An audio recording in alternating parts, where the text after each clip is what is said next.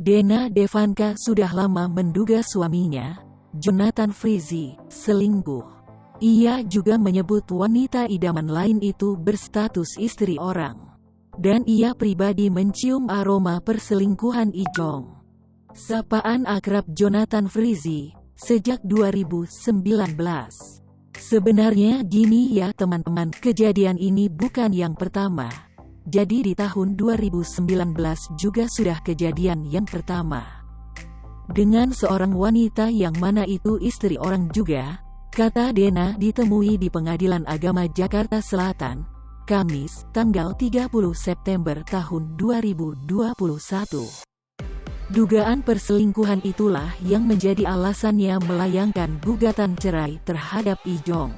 Sebab, sejak itu, rumah tangganya acap kali diliputi pertengkaran. Cekcoknya itu memang karena adanya dugaan perselingkuhan, lanjut ibu 3 anak itu.